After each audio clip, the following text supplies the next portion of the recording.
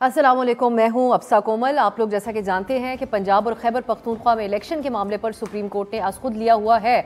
आज की अहम खबर यह है कि इसकी समाअत के लिए जो 9 रुकन बेंच बना हुआ है उस पर पीडीएम की जो रूलिंग पार्टीज़ हैं इस वक्त, उन्होंने खुलकर अदालत के सामने अपने तहफ़्फ़ुज़ात का इजहार कर दिया। पीपल्स पार्टी के वकील फारूक एच नाइक ने रिप्रेजेंट करते हुए मतलब उन तमाम जमातों के बिहाफ पे अदालत से ये इस्तदा की है कि मामले पर फुल बेंच तश्कील दिया जाए और जिन 2 जजेस जस्टिस एजाजुल एहसन और जस्टिस मज़ाहिर अली नकवी के कहने पर यह नोटिस लिया गया, उनके हवाले से उनसे इस्तदा की कि वो खुद को अलहदा कर लें इस बेंच से।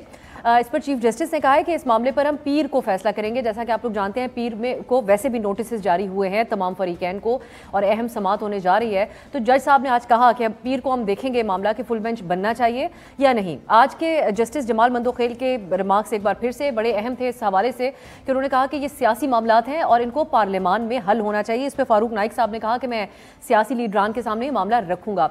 तो ये अदालती कार्रवाई थी, इसके ऊपर हम प्रोग्राम में बात करेंगे। एक अदालत के अंदर कहानी चल रही है, एक अदालत के बाहर मरियम नवाज साहिबा ने कल एक महाज खोला और वो आज शिद्दत इख्तियार करके कौमी असेंबली तक पहुंच गया। वजीर दिफा ख्वाजा आसिफ साहब, जैसा कि उनको आगाज में आप सुन रहे थे, उन्होंने बड़ी सख्त बातें की हैं कौमी असेंबली के फ्लोर पर। एक तो ये कहा कि भुट्टो और नवाज शरीफ की आईनी शहादत अदलिया ने की, अदलिया माजी की गलतियों का इजाला करे और जजेस हमारी हदूद में दाखिल होंगे तो फिर हम सवाल उठाएंगे। ख्वाजा आसिफ साहब ने कहा कि वो जजेस हमारे केसेस ना सुने जिन पर हमारा एतराज़ है। तो हम प्रोग्राम में ये बात करेंगे कि नून लीग की अदलिया के साथ जो महाज आराई है, इसका मरियम साहिबा ने कल आगाज़ किया। ये जो उनकी महाज आराई और शिकवे हैं, इससे मरियम साहिबा और उनकी जमात को सियासी बयानिए की हद तक क्या फ़ायदा होगा या फिर उनके लिए मुश्किलात भी पेश आ सकती हैं, क्योंकि शेख रशीद साहब को रिप्रेजेंट कर रहे थे वकील अजहर सिद्दीकी साहब, उन्होंने भी आज ये मामला अदालत के सामने रखा, लेकिन अदालत ने इसके ऊपर कुछ ख़ास रद्द अमल नहीं दिया। मरियम साहिबा ने कल एक और भी बात की इंतकामी कार्रवाई के हवाले से। प्राइम मिनिस्टर शहबाज शरीफ पर जोर दिया और कहा कि इमरान और फैज़ की बची कुची ये जो हुकूमत आपके पास है, आप इसकी फिक्र ना करें, मुजरिमान को पकड़ कर कटहरे में लाएं। तो क्या ये उनकी बात इंतकामी कार्रवाई के ज़ुमरे में आती है जिसकी वो मुखालफत करती आई हैं माजी में और शिकवा भी करती आई हैं इमरान खान साहब से? तो ये कैसा है उनकी लीडरशिप के लिए, उनकी रेपुटेशन के लिए? इस पर भी कुछ बातचीत होगी और प्रोग्राम की में हम जेल भरो तहरीक का भी प्रोग्राम के आखिर में जिक्र करेंगे और उसकी जो कहानी रही वो भी बहुत दिलचस्प है, उसका भी उसके हवाले से भी बात होगी। पहले हम ये जो अदालती मामलात हैं इसकी बात कर लेते हैं। मेरे साथ अनवर मंसूर साहब मौजूद हैं, अटॉर्नी जनरल हैं, सीनियर माहिर कानून है, और प्रोग्राम में हमारे साथ नादिया मिर्जा साहब मेरे साथ इस्लामाबाद स्टूडियो में है, सलीम बुखारी साहब और शहजाद चौई साहब भी हमें प्रोग्राम में ज्वाइन करें, उनका तजिया आप मुकम्मल प्रोग्राम में सुन सकेंगे। अनवर साहब, आपसे आगाज़ करूँगी, आप सबका बहुत बहुत शुक्रिया। एक तो अनवर साहब, मुत्तफ़िका तौर पे आज तमाम जो रूलिंग पार्टीज़ हैं उन्होंने फुल बेंच के लिए भी इस्तदा की है और 2 जजेस के हवाले से भी सवाल उठाया है। इसको आप कैसे देख रहे हैं? आप समझते हैं कि जो हालात हैं, ऑडियोज़ का हवाला अदालत के अंदर जिक्र हो चुका, जो नून लीग के शिकवे हैं सियासी तौर पे भी वो सामने आ चुके हैं, जलसों में भी उसका जिक्र हो रहा है, इसको एड्रेस किया जाएगा अदालत की तरफ से? बिस्मिल्लाहिर्रहमानिर्रहीम, बहुत बहुत शुक्रिया। मैं एग्जाम्पल से इसका जवाब ज्यादा बेहतर तरीके से दे सकता हूँ। पहला मैं जवाब तो उसका दूंगा कि क्या वो 2 जजेस को बैठना चाहिए या नहीं बैठना चाहिए। तो एक केस के अंदर मैं अपीयर हो रहा था और मैंने एक जज साहब पे ऑब्जेक्ट किया कि ये जज साहब जो हैं उनको नहीं बैठना चाहिए बिकॉज ये इंटरेस्टेड हैं, और मैंने एक कानूनी जो कोड ऑफ कंडक्ट है उसके बेसिस पे कहा कि ये नहीं बैठ सकते। तो जज साहब ने मुझे सिर्फ ये जवाब दिया, तो क्या हम बाहर निकल के चने बेचें? ये कोर्ट, सुप्रीम कोर्ट की बात कर रहा हूं मैं। बेसिकली कानून ये है कि जो जज है उसको पता है कि वो बायस है या नहीं है, और जज की जवाबदीद है कि वो बैठे या ना बैठे, कोई इसको हटा नहीं सकता एक दफा बेंच में आ जाए। तो ये बड़ा इंपॉर्टेंट चीज है। दूसरा, बेंच बनाने का जो जवाबदीद है वो चीफ जस्टिस की है और ये रूल्स में दिया हुआ है। तो अगर चीफ जस्टिस ने एक बेंच बनाई है जो रूल्स के मुताबिक है तो फिर कोई इशू नहीं होना चाहिए इसके ऊपर। और ये जो इम्पोर्टेंट चीज जो है वो ये है कि अगर वो 2 जज साहब जो हैं जिनके बारे में ये कहा जा रहा है कि उनको नहीं बैठना चाहिए, वो उनका डिस्क्रेशन है कि वो बेंच से हटें या ना हटें, नंबर 1। अब दूसरा चीज जो आ रही है वो आ रही है कि इनके खिलाफ जो कहा जा रहा है एक जज के खिलाफ कि उनकी ऑडियो लीक हुई है। देखिए, आपको याद होगा हमारे मोअज़्ज़ज़ जज हैं काजी फायद ईसा साहब, बिल्कुल, इनका जब केस चला था तो इशू ये रेज हुआ था कि ये जो एविडेंस आया है ये गैर कानूनी तरीके से आया है, और जब ये गैर कानूनी तरीके से आया है किसी का एविडेंस, तो वो एविडेंस को देखा भी नहीं जा सकता है। ये जजमेंट में लिखा हुआ है। ये कहा उसके अंदर है कि this is a fruit of a poison tree. Now अगर if it is a fruit of a poison tree, तो ये किसने रिकॉर्ड किया है? Who is the person? किस चीज के ऊपर रिकॉर्ड हुआ है? वो इंस्ट्रूमेंट कहाँ है? ये सब चीजें पेश करने की होती हैं। ये एविडेंस, ये इस किस्म की चीजें ये सिर्फ पॉलिटिकली इस्तेमाल हो रही है, कानून में इसकी कोई गुंजाइश नहीं। और इसमें जो इम्पोर्टेंट चीज जो है और वो ये है कि जब एक सुप्रीम कोर्ट के 10 मेंबर बेंच ने एक डिसीजन दे दिया है कि एविडेंस ऑब्टेन्ड बाय फ्रॉड और by unlawful means can not be used as evidence against the person against whom it is intended to be used। ये बहुत इंपॉर्टेंट है कि यहाँ पर एक कहाँ से एक लीक हुआ है, जो व्हाट इज अ लीक, कि आपको उसका सोर्स ही नहीं पता है।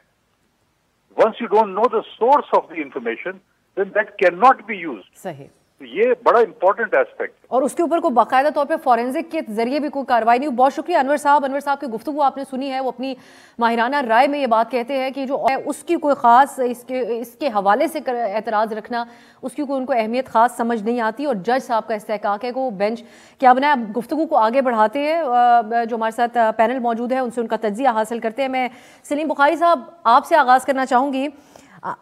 बुखारी साहब कुछ देर में हमें ज्वाइन करेंगे। मैं नादिया आपसे स्टार्ट करना चाहूँगी। जो मुतालबा है फुल बेंच के हवाले से, एक तो टेक्निकली तो अनवर साहब ने इसके ऊपर बात कर ली है, लेकिन इसका जो एक सियासी पहलू के तौर पे भी इसको इस्तेमाल किया जा रहा है, तो आप समझते हैं कि, और जो एक मकसद भी नज़र आता है कि जब एक केस ज़ेर समात है तो एक अदालत के हवाले से एक बयानिया भी शुरू किया गया, बयानबाजी भी, तो आप समझती हैं कि कहीं ना कहीं अदालत, जिस तरह आज उन्होंने बात की कि हम देखेंगे अगली उसमें फुल बेंच बनाते हैं, उसमें 2 मजीद सीनियर जजेस भी शामिल हो जाएंगे सुप्रीम कोर्ट के, तो एतराज़ कहीं ना कहीं सेटल डाउन हो जाएगा?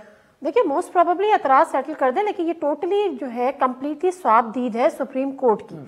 अभी जिस तरह से अनवर मंसूर साहब ने भी कहा कि ये एक स्वाबदीदी हक है, स्वाबदीद हासिल है चीफ जस्टिस को कि वो बेंच बनाएं, अस खुद नोटिस लें, और अस खुद नोटिस लेने के बाद उनकी मर्जी है या उनको ये उनके पास ये स्वाबदीदी हक है कि वो कितने लार्जर बेंच बनाएं, फुल बेंच बनाएं, फिर उसमें जो जजेस रखने हैं वो किन जजेस को रखें। जहाँ तक बात रह गई कि 2 जजेस को उसमें से माइनस करने के बाद, अगेन वो एक सियासी मुतालबा हो सकता है, बट अभी अनवर मंसूर साहब ने भी इस बात की, क्यों मैं टोटली मेरा ख्याल है कि इस बात की मैं तायद करती हूँ, क्योंकि आप ये देखिए कि अगर ये वाली रविश चल पड़ी कि जी हमारी पसंद के जजेस हो, हमारी पसंद के हो, चूंकि इन्होंने नून लीग के हक में फैसला नहीं दिया था, चूंकि इन्होंने नून लीग के अगेंस्ट में, तो मेरा ख्याल है जजेस को इससे कहीं हमें जो है वो अलग ले जाकर देखना होगा। ये वाली मंतक काम नहीं आएगी कि जी वो ऐसे फैसले देते थे, वो ऐसे फैसले देते थे। फिर तो मेरा ख्याल है कि एक लाइन लग जाएगी कि जी एक ड्रॉ हो जाएगी लाइन कि ये वाले जजेस जो हैं वो इस पार्टी के हैं, ये वाले जजेस इस पार्टी के हैं। अजीब से हम एक ट्रेंड सेट करने जा रहे हैं। एज फार एज वो सेटलमेंट की आपने बात की कि चीफ जस्टिस कर सकते हैं, नहीं कर सकते हैं, उनकी स्वाबदीद पर है। लेकिन मैं आपको जो बात की हो रही है ना कि चूंकि वो पीटीआई के हक में फैसले देते हैं, चूंकि उन्होंने नवाज शरीफ साहब के हक में फैसला नहीं दिया था या उनके खिलाफ दिया था, आज अब जिसकी आप भी बात कर रही हैं कि जो लॉयर हैं अजहर सिद्दीक साहब, उन्होंने तवज्जो मबजूल कराई चीफ जस्टिस की कि जो मरियम नवाज ने कहा उसके खिलाफ उन्होंने कहा उसको हम बाद में देखेंगे या बाद में देखेंगे। लेकिन आज एक और बड़ी इंपॉर्टेंट, अभी मैं जब ऊपर आ रही थी तो डेवलपमेंट ये कि आपको याद होगा ओवरसीज पाकिस्तानी के जो वोट का राइट है, वो भी अदालत में पिटीशन दायर थी, और वो पिटीशन भी अब 3 मार्च को लगा दी गई है। वो पिटीशन भी लगा दी, केस होगा 3 मार्च को होगा, और उसका जो पैनल बना है वो जस्टिस मुजाहिर अली नकवी और जस्टिस इजाजुल हसन साहब। ये भी दिलचसप बात है। तो ये क्या this is the answer of your question Shahzad साहब, एक कुछ जो पिछले महीने हैं उनमें कई दफ़ा आपसे भी बात करना चाहिए हमने, लेकिन मौका नहीं मिला। लेकिन इसमें एक सिलसिला मिलिट्री इस्टेब्लिशमेंट के हवाले से इमरान खान साहब ने उनके खिलाफ तनकीद का एक शुरू किया होता है। इस पर हम तफसीली तौर पे तो आगे जाके बात करेंगे क्योंकि मरियम साहिबा भी अब बात करती हैं। लेकिन कहीं ना कहीं हमने ये देखा कि इस्टेब्लिशमेंट ने भी फिर कहीं तस्लीम भी किया कि हमारा एक सियासत के अंदर किरदार रहा है। अब ये तमाम मामला घूम फिर के अदलिया के अराउंड रिवॉल्व करने लगा है। अदालत के अंदर जो बहस हो रही है उस हवाले से भी और अदालत के बाहर भी। आप यहाँ पर क्या समझ रहे हैं, ये सियासतदान है जो मौका परस्ती का मुजाहरा कर रहे हैं या फिर ये एक पूरा निज़ाम है जिसके तहत जो इस तमाम सूरत हाल का जिम्मेदार है शहजाद साहब, जिसमें किसी इदारे के ऊपर एतबार नहीं रह गया अब? हाँ अफसर, मैं इसके दो हिस्सों में जवाब देना चाहूँगा। पहली बात तो ये है, और वो एक सिंबल है और इंडिकेटर है, रिफ्लेक्शन है हमारी इस वक्त की जो मसाइल हैं उसका। वो अनवर मंसूर साहब ने जो बात की आपके सवालात के जवाब में, मैं समझता हूँ कि इससे ज़्यादा clear enunciation of the legal position शायद कम ही हमारे यहाँ हुई होगी। सब लोग अपनी अपनी उसके ऊपर कोई ओपिनियन रखते हैं, खासतौर पे लीगल फ्रेटर्निटी के अंदर। लेकिन जो बात हुई, क्या वो रीज़न को और हमें लॉजिक को अपील करती है? तो मेरा ख्याल है अगर आपके जहन को और लॉजिक को अपील करती है तो बात दुरुस्त है और उसको उस तरीके से मान लेना चाहिए। होगा क्या, होगा ये कि ये बात सुनने के बाद जितने भी आपके नाजरीन हैं उनमें से सब लोग ये ढूंढना शुरू करेंगे कि अनवर मंसूर साहब का ताल्लुक किस पार्टी के साथ है। और ये अलमिया है इस वक्त पाकिस्तान का। हम बात नहीं सुन रहे, हम बात की लॉजिक को या बात के रैशनल को हम डिटरमिन नहीं कर रहे। हम ये कह रहे हैं कि ये क्या कौन रहा है और इसका ताल्लुक किस पार्टी के साथ था और या रहा है।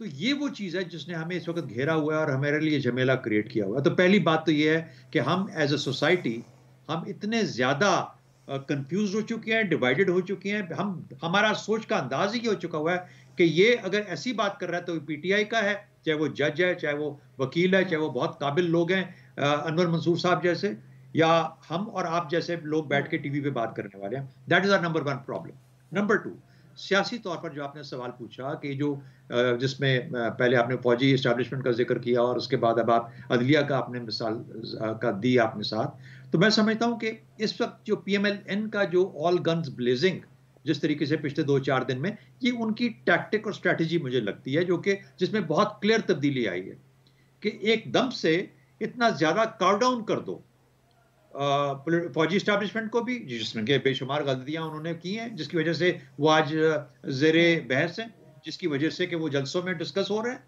और कहीं ना कहीं पे बैठ के फौजी स्टैब्लिशमेंट को देखना पड़ेगा कि हमारे एक रिटायर्ड ही सही DGISI जनरल की तस्वीर एक जलसे में लगा दी गई है। वही बात अदलिया के ऊपर की जा रही है। मेरा अपना अंदाजा एज अ पाकिस्तानी सिटीजन, एक शहरी होने के नाते ये है कि हमें इस मुल्क को अगर कायम रखना है तो कोई एक आध इदारा हमें छोड़ देना चाहिए जिसको हम कंट्रोवर्शियल ना करें, और मेरे हिसाब से वो अदलिया का इदारा बनता है। मैं वजह बताता हूँ उसकी क्या है। जब बेंच बनाया जाता है, मिसाल के तौर पे अगर आप एक सिंगल जज बेंच के आगे जाते हैं, चाहे वो चीफ जस्टिस साहब हो, एजाजुल हसन साहब हो, और फिर आपका मामला आपके खिलाफ जाता है तो आपके पास वजह बनती है। 2 के आगे चले गए, आपने 2 का नाम भी ले लिया, मैं तो कल से नाम भी नहीं ले रहा कि मैं समझता हूँ कि ये भी इट इज फार अबव मी कि मैं किसी का नाम लूँ, खासतौर पर अपने सुप्रीम कोर्ट के जजेस का। लेकिन अगर 9 है, 11 है, 17 है, 13 है, 15 है, जितने भी जजेस अपॉइंट किए जाते हैं, मैं समझता हूँ उनमें बहुत सारे ऐसे हैं जो, और सब के सब ऐसे हैं मेरी नज़र के अंदर, जो ये काबिलियत रखते हैं कि अपने कॉन्शियस अपने ज़मीर के मुताबिक बात को समझें, सुने और फैसला करें। मैं जब तक साबित ना हो जाए कि कोई एक ऐसा जज है जो कि शायद अपने ज़मीर के मुताबिक फैसला नहीं कर रहा, तो फिर उस सूरत में उसका केस सुप्रीम जुडिशियल काउंसिल में जाना चाहिए और फिर उसको रिक्यूज करना। मैं तो समझता हूँ रिक्यूज होना ही नहीं चाहिए। आप और ऐड करें, वो जो 2 जैसे कह रहे हैं ना कि 2 जजेस ऐसे हैं जिनका के नाम आ रहा है बार बार, तो 2 जजेस ऐसे हैं जिनका नाम उस तरफ से भी आ रहा है। ये भी सोचिए, क्या आपने उनको आने से, बेंच पे आने से पहले ही कंट्रोवर्शियल कर दिया? मैं अगेन उनके नाम नहीं ले रहा, लेकिन उनके नाम कल से लिए जा रहे हैं जो कि इस बेंच का हिस्सा नहीं है और उनको उनके मुताबिक बेंच का हिस्सा, वो ऑलरेडी कंट्रोवर्शियल हो गए।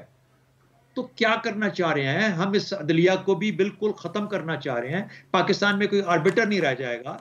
अच्छा, शहजाद साहब मैं चाहूंगी कि इसके ऊपर सलीम बुखारी साहब से, जी मैं कता कलामी के माज़रत, मुझे एक ब्रेक का कहा जा रहा है, फिर हम सलीम बुखारी साहब की तरफ, फिर जो सवाल दूसरी साइड से उठाए जाते हैं कुछ वो लेकर मैं बुखारी साहब की तरफ जाऊंगी कि in the first place 2 senior तरीन जजेस को क्या वजह है कि फिर शामिल नहीं किया जाता। तो वो जो दूसरी साइड सवाल उठाती है उसके ऊपर बात करेंगे सलीम बुखारी साहब एक ब्रेक के बाद। ब्रेक के बाद खुश आमदीद। हम बात करें आज की अदालती कार्रवाई और जो पीडीएम की जमातें हैं और पीपल्स पार्टी है, उनका जो मुतफ़िका तौर पे जो अदालत से उनकी तरफ से दरख्वास्त की गई फुल बेंच बनाने की और 2 जजेस के हवाले से। सलीम बुखारी साहब, आपको बाकायदा तौर पे वेलकम कहती हूँ प्रोग्राम में। जो पहले बात हो रही थी, हमने अनवर मंसूर साहब से भी उनका इसके ऊपर कमेंट हासिल किया, एक्सपर्ट ओपिनियन। वो भी ये कहते हैं कि चीफ जस्टिस का मुकम्मल तौर पे ये इख्तियार और इस्तेहकाक है कि वो जो भी बेंच बनाते हैं। तो अब यहाँ पर जो डिमांड की जा रही है, वो इस पैनल के अंदर ये गुफ्तगू हो रही थी कि उससे तो ये मतलब है कि क्या जजेस अब सियासतदानों या सियासी बयानात की वजह से बेंच बनाने लगेंगे, तो फिर तो ये बहस हो जाएगी कि इनका जज और उनका जज, मतलब खुलकर ही कंट्रोवर्शियल हो जाएगा मामला सारा। तो ये मुतालबा तो क्या काबिल अमल है जो इस वक्त किया जा रहा है इन जमातों की तरफ से? बहुत शुक्रिया कोमल, आपने बड़े दिनों के बाद याद किया मुझे। मैंने थोड़ी सी गुफ्तगू जो है वो मिस की है शुरू में टेक्निकल वजह से, लेकिन बहरहाल मेरी गुजारिश ये है कि अगर तो सियासतदानों ने इस किस्म का मुतालबा किया होता और सिर्फ सियासतदानों ने जजों के ऊपर सवाल उठाए होते, तो मैं भी वही कुछ कह रहा होता जो मेरे साथी कह रहे थे या जो आप कह रही हैं। लेकिन इस बात पर हम गौर करने के लिए तैयार नहीं हैं कि इस बेंच के अंदर से जजेस की आवाज़ें उठी हैं, उन्होंने एतराज़ किया इस बेंच के ऊपर, उसका कोई जिक्र करने के लिए तैयार ही नहीं है। मुझे ये समझ में नहीं आती कि हम आधा सच बोलते क्यों हैं। भाई सियासतदान तो हमेशा से यही कहते थे। भुट्टो को फांसी दी गई थी तो लोगों ने जजों को कहा था, बेनज़ीर ने भी बहुत क्रिटिसाइज़ किया था। सियासतदान तो करते हैं। वो कह रहे हैं कि ये बेंच ठीक नहीं है, वो कह रहे हैं कि 2 कंट्रोवर्शियल जजेस हैं, वो कह रहे हैं कि किन 2 को इसमें शामिल होना चाहिए। इस पर भी तो तवज्जो कीजिए ना प्लीज़। लेकिन सलीम साहब, सॉरी, इस पे ये कहा जा रहा है कि जब पाकिस्तान बार एसोसिएशन भी बाकायदा तौर पे बात कर रही है, जज खुद भी बेंच के अंदर से बात कर रहे हैं, तो फिर सियासी बयान देकर इस हवाले से प्रेशर डालने की कोशिश की जा रही है जब मामला ऑलरेडी है उनके सामने। नहीं, आपने कोमल ये देखिए कि पाकिस्तान बार काउंसिल है कौन? Part of bench. Bar and bench तो चोली दामन का साथ है, वो इररेलेवेंट लोग नहीं हैं। वो जो कह रहे हैं ठीक कह रहे हैं, उनका हक है, ये होते इसलिए हैं वो। तो एक बात यह है कि हमें थोड़ा सा, हमने बात की यहाँ पर कि जनाब देखिए जजेस की तस्दीक कर रहे हैं, बिल्कुल मरियम ने जो कुछ कहा इज अनगार्डेड, अनकॉल्ड फॉर। तो आप call a spade a spade. जिसने ये अमल का आगाज किया है सबसे बड़ा मुजरम वो है। कोई कंडोन नहीं कर सकता जो कुछ भी कहा। मैंने अपने प्रोग्राम में कल सलीम बुखारी शो में कहा कि मरियम स्पोक अनगार्डेड एंड कोई उसकी माफ़ी नहीं है। लेकिन दूसरी तरफ भी तो पलटे हैं ना, उस तरफ से पता नहीं क्यों हमें शर्म आती है, शायद हम शर्माने लग जाते हैं उनकी बात करते हुए। ये गंद आज हम देख रहे हैं, इसके मूजद और इसका आगाज करने वाले खान साहब और उनकी पीटीआई है। मैं बिला इस एतमाल के कि इसमें कोई कंट्राडिक्शन हो सकती है। अब तरीक़ाकार ये है कि अब सबको होश के नाखुन लेने चाहिए। खान साहब को अब ज़बान पाक से निकलना पड़ेगा अगर उन्होंने पॉलिटिकल पार्टी की मूवमेंट को की क़यादत करनी है। किसको नहीं पता कि ये सब टांग वाला मसला जालसाजी है। अब बताएं अपने हाथ दिल पर रख के कसम खा के कि ये वो ज़ख्म है जो 4 महीने हो गए ठीक ही होने का नाम नहीं ले रहे, इसलिए कि उन्हें अदालतों में नहीं जाना है और कोई वजह नहीं है इसकी। He doesn't give a damn to the courts. ये साबित शुदा है, कोई आदमी मुझसे डिबेट करे इसके ऊपर। ये आर्गुमेंट बुखारी साहब, वैसे मैं शहजाद साहब की तरफ जा रही हूँ, इस तरफ आते हैं हम दोबारा। अब जो बात की है इस पे एक आर्गुमेंट ये दी जाती है कि जब इमरान खान साहब ने एक जज साहिबा को धमकी दी, उसके ऊपर नून लीग ने ही तो बहुत बड़ी बयानबाजी की कि अपने आप को अबव एवरीथिंग समझते हैं, किसी को भी धमकी दे देते हैं। तो इसी तरह की बात मरियम साहबा बेशक धमकी नहीं दे रही हैं, लेकिन जिस तरीके से वो नाम ले रही हैं सिटिंग जजेस की, उनकी तस्वीर चला रही थी, तो फिर ये सवाल किया जा रहा था कि आप खुद किस हद तक जो है वो एहतराम कर रहे हैं अदलिया का, जो 4 दिन पहले तक आप दूसरी तरफ बयानबाजी करते हैं। मैं शहजाद साहब, जो बात साबिक जनरल फैज साहब के हवाले से मरियम साहबा ने कही, ये इसका और वैसे भी जिक्र कुछ कई दिन से हो रहा है, लेकिन अब वो क्योंकि इतने सारे अवाम और कारकुनान के सामने ये बात कर रही हैं, इस बात पे उनकी दम है कि अब भी वो डोरें हिला रहे हैं, उनका इन्फ्लुएंस अभी भी मौजूद है यहाँ पर, या ये बस एक सियासी बयानबाजी के लिए इस नाम इस्तेमाल किया जा रहा है? नहीं, देखिए, मैंने पहले जिक्र किया अपने जवाब में कि आई थिंक हमारा मुआशरा और हमारे तमाम इदारे इस हद तक अफेक्टेड हो चुके हुए हैं और हद तक इससे असरअंदाज हो चुके हुए हैं कि उसके अंदर कहीं ना कहीं पे एक कंफ्यूजन बहुत ज़्यादा एग्जिस्ट करती है कि ये जो तमाशा हो रहा है हमारे मुल्क के अंदर और हमारा ऊपर नज़र आता है, और रोज़ाना कभी कोर्ट्स में, कभी जलसों में, कभी टेलीविजन चैनल्स के ऊपर, कभी क्या हो रहा है, इसका मतलब क्या है कि हम एक मुकम्मल तौर पर फ्रेगमेंटेड सोसाइटी बन चुके हैं, और जहां पर कोई किस्म, और ये एक क्योटिक सिचुएशन है। अगर हम अनार्की पे नहीं पहुंचे तो पहुंचने वाले हैं। हम क्योस में ऑलरेडी जा चुके हैं, मेंटल क्योस में तो बिल्कुल जा चुके हैं, श्योरली एंटर कर चुके हैं। तो अगर इस किस्म के हालात हैं तो फिर इसको दुरुस्त किसने करना है? बुखारी साहब ने बड़ी इंपॉर्टेंट एक बात की, उन्होंने कहा कि ये जो आवाज है बेंच के अंदर, ये बेंच के अंदर से आई है। बिल्कुल इस तरह की बातें हमारे यहाँ इदारों के अंदर, जब इदारे अपने अपना काम कर रहे होते हैं तो वहां पर इस किस्म की आवाजें आती हैं, लेकिन उनको मौजू नहीं बनाया जाता। शायद वो बाहर आती नहीं है, आवाजें पहुंचती नहीं है, लेकिन पेयर जजेस के लिए एक एथिक्स होता होगा, कोई कोड ऑफ कंडक्ट होता होगा। आपने उस लेवल पे बैठे हैं जहां पर आप अगर किसी कोई आपने एतराज करना है तो उसकी नोयत क्या है, उसके लिए अल्फाज क्या है, वगैरह वगैरह। हम उसके ऊपर तो नहीं जा सकते, लेकिन वो जो भी चीज है वो इदारे के अंदर ही रिजॉल्व होनी है। मैं और आप बैठ के टेलीविजन चैनल पे तो उसको रिजॉल्व नहीं कर सकते। बहुत अफसोसनाक चीज है कि इस किस्म की एक ऑब्जर्वेशन आई, उसकी बुनियादी होगी, जरूर होगी, मैं नहीं समझता, मुझे नहीं पता कौन से जज साहब किस तरह के हैं वगैरह वगैरह, लेकिन अगर वो उस लेवल तक आ गए हैं तो हमें एक आर्बिटर, इस मुल्क में एक आर्बिटर छोड़ देना चाहिए अवाम के अलावा, क्योंकि इलेक्शन तो हम करवा नहीं रहे। वरना हम ये कहते हैं कि नहीं यार सब कुछ छोड़ो, इलेक्शन कराओ, अवाम की आवाज फाइनल आवाज है। वो जब भी होगा, अक्टूबर में हो, सितंबर में हो, जुलाई में हो, जब भी करना है उस वक्त का अनाउंस करो, बोलो इलेक्शन होंगे, सारे इकट्ठे होंगे, ना पंजाब का लहदा, लेकिन कोई ना कोई take a way out, create a way out. We have failed to do that as a nation, we have failed to do that as a leadership. ये जो एक सिंगल आउट करने का सिलसिला जारी है, मरियम साहबा साबिक जनरल फैज साहब को कर रही हैं, इमरान खान साहब ने एक और नेक्स्ट लेवल महाज साबिक आर्मी चीफ के खिलाफ खोला हुआ है। वो अपनी तमाम गलतियों कोताहियों का जिम्मेदार उनको करार देके हाथ खड़े कर लेते हैं। ये इन दो सियासी लीडरान के दरमियान एक रैट रेस चल रही है इस टाइम पे, या फिर इन दोनों अस्करी शख्सियात के कंडक्ट के नताइज उनको भुगतना पड़ रहे हैं इन दोनों के? मैं बड़ा वाज़ेह तौर पे बता देता हूं आपको इसके ऊपर, जो मेरा अपना ओपिनियन है। इससे सबक सीखने वाली बात है उन लोगों को जो कि यूनिफॉर्म्ड हैं और जो यूनिफॉर्म सर्विसेज में काम करते हैं, चाहे वो फौज है, चाहे कोई पुलिस है, चाहे कोई और है। ब्यूरोक्रेसी को भी सोच समझ लेना चाहिए, क्योंकि ये वो, अगर आप किसी ना किसी तरीके से अगर पोलिटिसाइज हो गए या पॉलिटिकल साइड को बायस नजर आएगा किसी भी किस्म का, आपकी इंटरवेंशन होगी, आपकी कोई ना कोई हाथ आपके बारे में, तो आपके बारे में पॉलिटिकल लोग बातें करेंगे, आप गंदे होंगे। बदकिस्मती है हमारी पॉलिटिक्स जो है ये असल में एक दूसरे को मलाइन करने के लिए है। ये पॉलिटिक्स में कोई क्रिएटिव पॉलिटिक्स नहीं है, पॉजिटिव पॉलिटिक्स, ये नेगेटिव पॉलिटिक्स है। मलाइन करो, गंदा करो।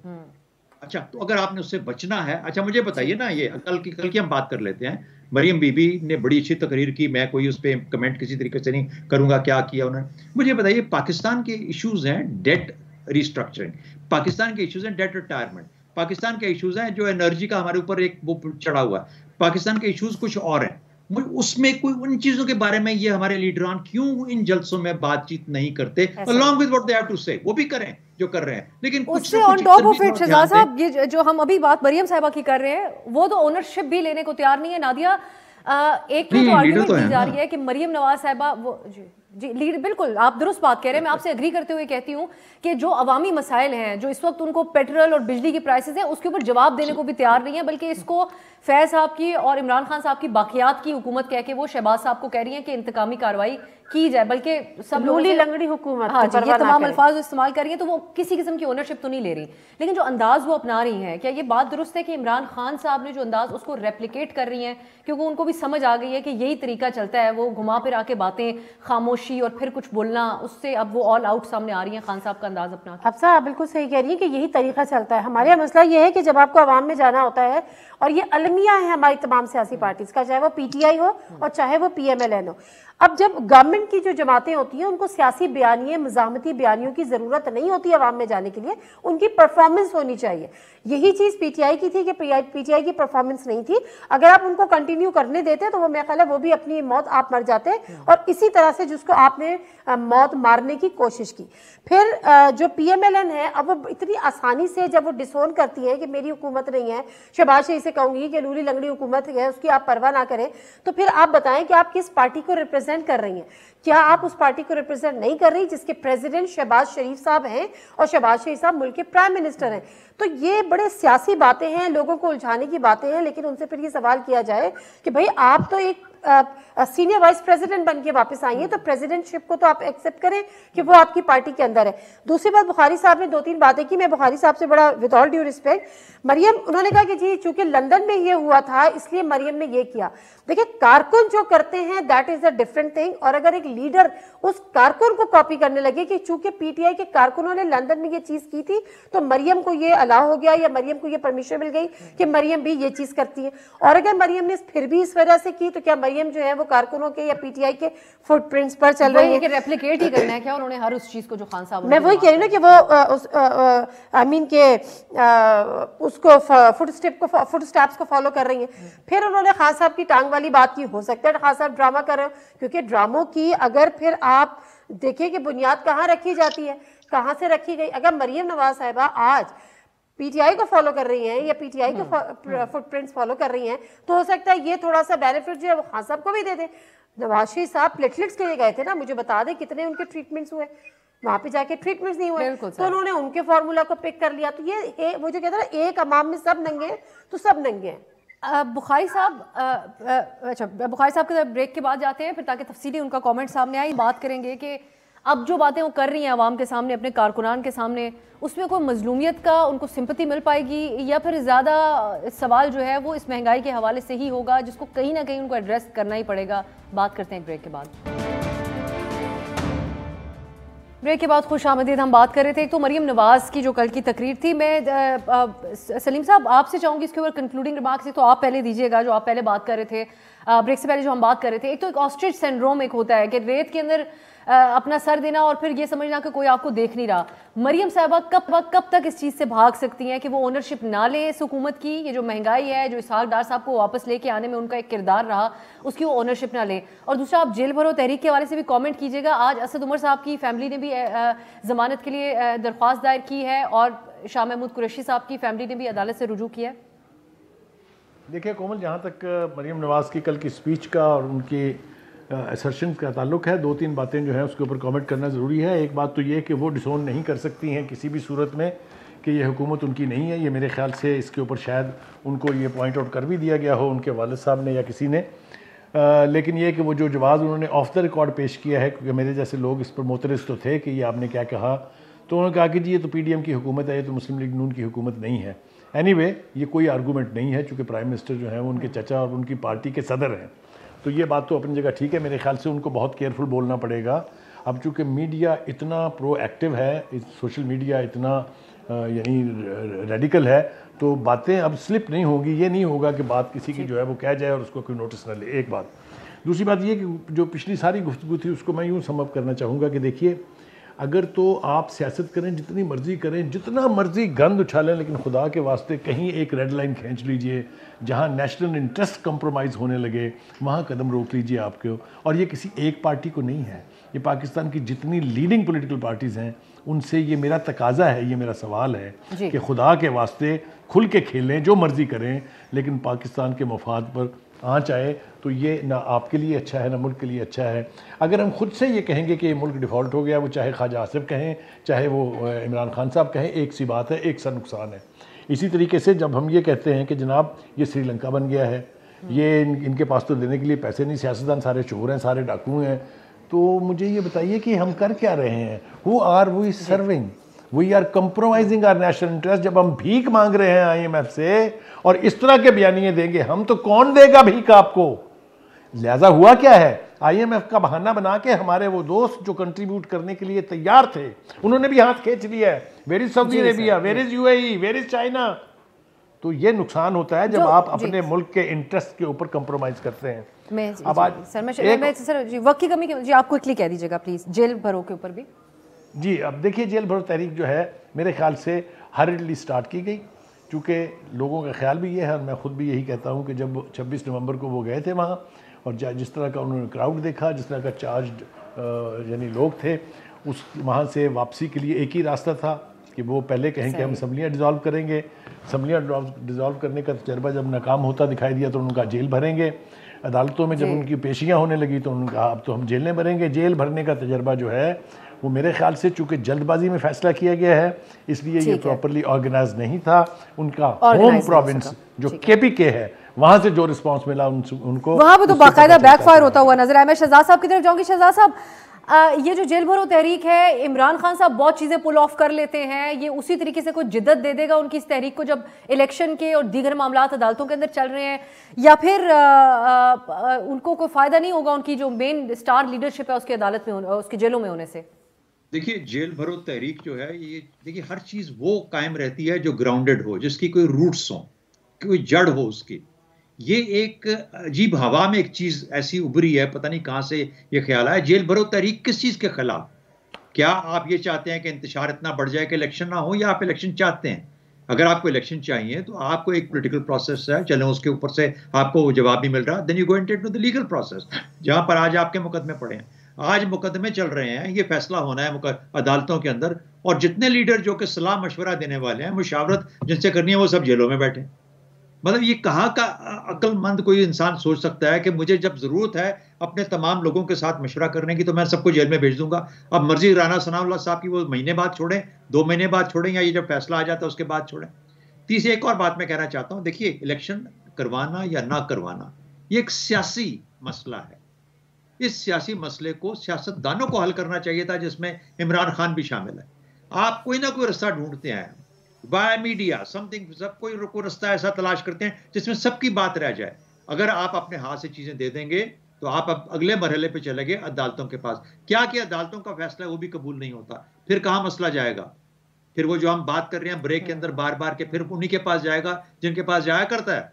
फिर हम क्या बोलेंगे, किसके हाथ में अपने प्लेट में डाल के दे दिया? तो मेरा ख्याल है कि हमें सियासतदान होते हुए कम से कम मेरी अदना सोच के हिसाब से थोड़ा ख्याल करना चाहिए, अपने मामलात अपने हाथ में रखें। पार्लियामेंट आपकी मुहाफिज है इस आइन की। अगर आप खुद तहफ़्फ़ुज़ नहीं कर सकते, आपकी पार्लियामेंट नहीं कर सकती, तो मेरे भाई फिर इस मुल्क में फिर शिकायत मत कीजिएगा कि आइन का तहफ़्फ़ुज़ करने वाला। आज कुछ एक ऐसा इशारा भी मिला, जो एक अहम खबर थी, इलेक्शन कमीशन ने लाहौर हाई कोर्ट ने जो फैसला दिया था उसकी रोशनी में शेख रशीद समेत 32 अरकान पीटीआई के कौमी असम्बली के, जिनको रुकनीत उनकी बहाल की है। लेकिन अब इसके हवाले से भी हमने देखना है कि ये अदालत की जो अगली समात है उसकी हद तक ये बात है, ये कब तक है? क्या रास्ता पीटीआई के नादिया बेहतर होगा कि कौमी असम्बली आने का बन जाए? और आप जेल भरों के ऊपर कुछ कह दीजिए, बल्कि जैसे हमारे नाजरीन सुनना चाहेंगे, जेलें भरनी थी तो जमानतें क्यों करवा रहे? फेल हो गई है ये तहरीक, क्या गलत था? 100% फेल हो गई है। पता नहीं खान साहब कोई मशवरा किसने दिया, खान साहब कोई मशवरा आया कहाँ से? आपने होमवर्क सही से किया नहीं, और इसका कोई मकसद ही नहीं है। मतलब टोटली फ्रूटलेस एक्सरसाइज है। जेल भरने से फिर क्या हो जाएगा? तो मेरा ख्याल है कि ये, मैं अगर इस पर तो डिस्कस भी नहीं कर रहा हूँ, जितना कंसेंसस डेवलप हो चुका है हमारे पैनल का, तो ये बात तो प्रूफ है कि जब आप एक टेबल पे बैठते हैं तो कंसेंसस डेवलप हो जाता है। तो इस वक्त जो अशद जरूरत है वो यही है कि सबको एक टेबल पे बैठने की जरूरत है। और मैं इनकी बात की तायद करूंगी, जो ब्रेक में हम बात कर रहे थे वो पिक किए शहजाद चौधरी साहब ने, कि देखिए मामला जो है वो पॉलिटिकल एलीट, पॉलिटिकल जो प्लेयर्स हैं उनके हाथ से बहुत तेजी से निकल रहा है। अब मुझे नहीं पता कि किसकी ख्वाहिशात हैं जानबूझ के। मेरा इसके ऊपर एक अनपॉपुलर ओपिनियन है, कहीं आप समझती हैं कि ये अपने हाथों से मामला इसीलिए निकाल रहे हैं कि कोई और इंटरवीन करे? मैं वही कहना चाह रही थी, नालायकी या नाकामी हो उसकी जिम्मेदारी। वेरी ट्रू, मैं यही कहना चाह रही थी। मेरा भी सेकंड सेंटेंस यही था कि वी डोंट नो कि नेक्स्ट जो है ये मूव कोई चाह रहा है, या वो चाह रहे हैं कि हमारे हाथों से मामलात निकल जाएं और हम सियासी शहीद बन जाएं। तो फिर एक नैरेटिव तो ये भी हो सकता है ना कि कहीं ना कहीं इस चीज़ की ख्वाहिश दिल में पैदा हो गई हो। बाकी पता नहीं, आप वो पार्लियामेंट में वापस आने वाली बात पूछ रही थी, तो मैंने कहा इससे बेहतर तो कुछ नहीं हो सकता।